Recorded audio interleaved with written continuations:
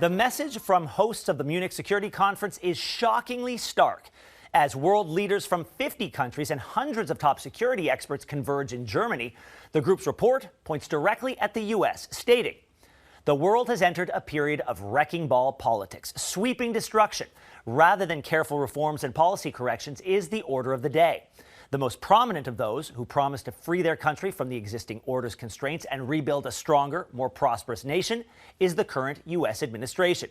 As a result, more than 80 years after construction began, the U.S.-led post-1945 international order is now under destruction." Held annually in Germany, Donald Trump will not be attending the highly regarded conference, but last year, his deputy made enough waves. The threat that I worry the most about vis-a-vis Europe is not Russia, it's not China, it's not any other external actor. And what I worry about is the threat from within, the retreat of Europe from some of its most fundamental values, values shared with the United States of America. Joining us now is Stephen Walt, the Belfer Professor of International Affairs at Harvard Kennedy School. Let's dive right in, Professor. The Munich report, very stark, clearly pointing at President Trump's administration. Did such blunt wording surprise you? Yes and no. I mean, the tone of the report is really quite unusual. I can't remember seeing something coming out of a mainstream European organization with a tone quite like that, quite as stark. But on the other hand, it's not surprising given the Trump administration's, I think, consistently hostile, even predatory behavior towards long-term allies. And I think Europeans have finally woken up to the fact that this is a fundamentally different relationship, and it's going to have to be dealt with directly and, bluntly, I guess is the best way to put it. The relationship has very much changed between Washington and Ottawa. But how are the majority of European governments dealing with this new U.S. relationship? Well, I think that they're, trying to hedge in a variety of ways and engaging in risk reduction. They've tried accommodation. That was their first response when Trump was reelected. But now I think we're seeing efforts to diversify their economic ties, increase their own defense capabilities, begin to plan for a world not just where they can't count on consistent American support, but they may actually have to count on the United States being an adversary in a variety of different domains. Basically no longer taking the familiar transatlantic relationship for granted. Yes, it's quite a dramatic change. And Donald Trump's Secretary of State Marco Rubio, on the way to Munich, said, quote, "We live in a new era of geopolitics, and it's going to require all of us to sort of re-examine what that looks like and what our role is going to be." What do you take from that? Well, I think certainly it's open-ended. It can go in lots of different directions, but it does reflect the administration's view that, first of all, it wants to prioritize the Western Hemisphere. That's been clear in a number of statements that they've made, that they don't regard Europe as particularly valuable. In some circles of the administration, they even see Europe as antithetical to American values, thinking of it as a continent in civilizational decline. And if that's the view of the United States, then we are at a period where we've entered a new era of geopolitics. But what that means for Europe, what that means for the United States remains to be spelled out. In your experience, have you ever seen such a dramatic change in these sorts of relationships in the past?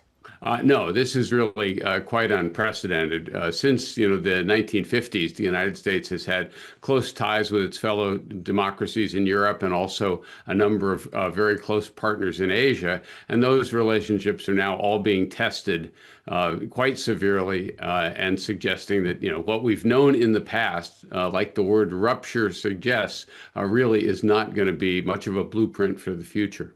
And how can this be repairable other than a change in administration in 4 years? Well, in theory, it's reparable, but it's not going to be easy. It can't just be a couple of friendly speeches. It's going to require actions, and those actions are going to have to be sustained, not the kind of thing where you reach an agreement and then you tear it up 6 months later. I think it's going to be much harder than it was in 2020. After the first Trump term, you could argue that, well, that was an aberration. We're back to normal. But the United States elected Trump again. He's gone much further this time around, and it's going to be harder to convince other countries that the pendulum won't keep swinging back and forth in Washington. That's going to require real sustained engagement and actions, not just words. Professor, do you see things getting worse before they get better? I can easily imagine them getting worse because the United States will try to retaliate when other countries start making other arrangements.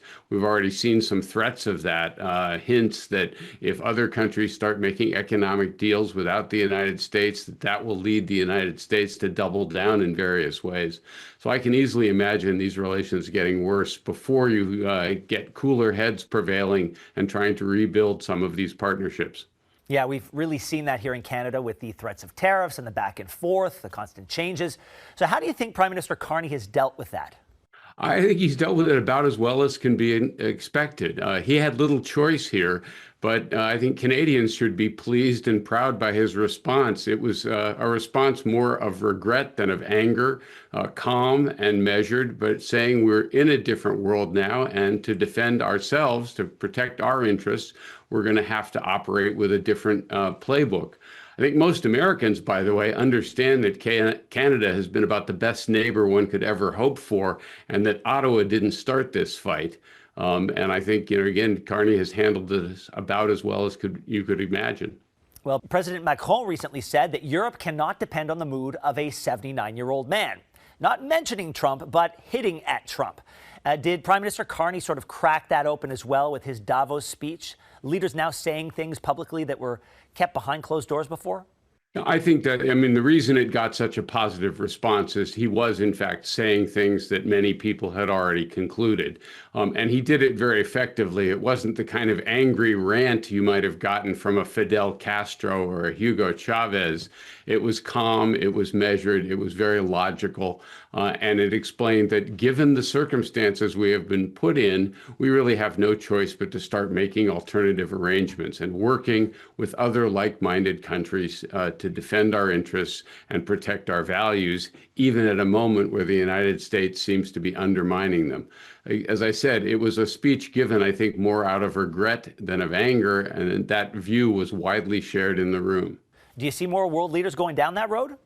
I think so, in part because the Trump administration has proven to be a relatively unreliable partner. You can reach a deal with them, you can try to accommodate them, and then 6 months later, they change the terms again.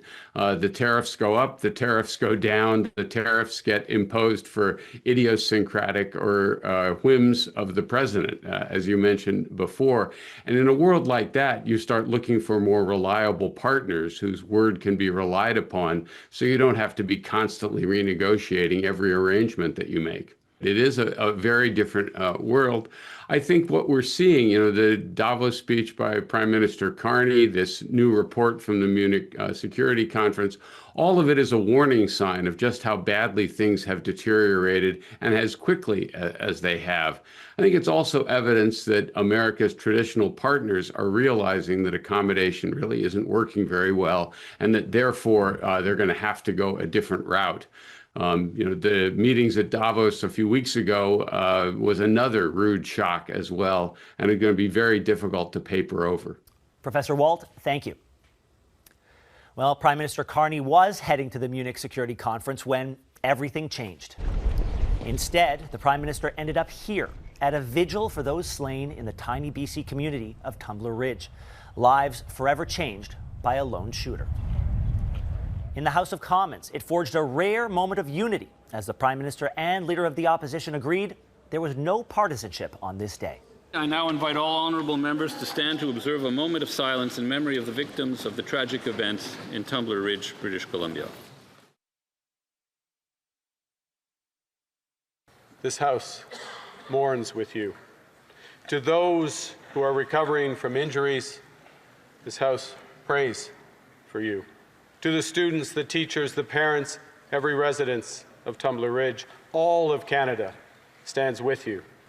As fathers, we both know the feeling of sending our kids to school, hoping that they'll play and perform, laugh and learn, but most of all, come home to us in our loving arms at night. We have been here before.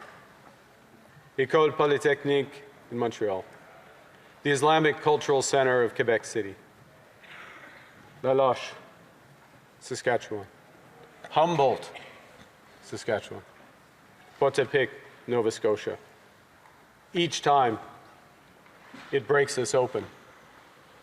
Each time, Canadians show who we are.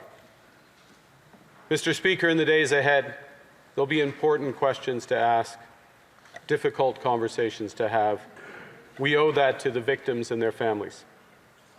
But now, it's time for grieving and remembrance.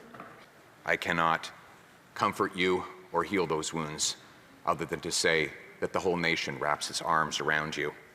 May this House prove worthy of what Tumbler Ridge has always been, by striving to make Canada a better, kinder, and safer place. Thank you very much. Merci beaucoup.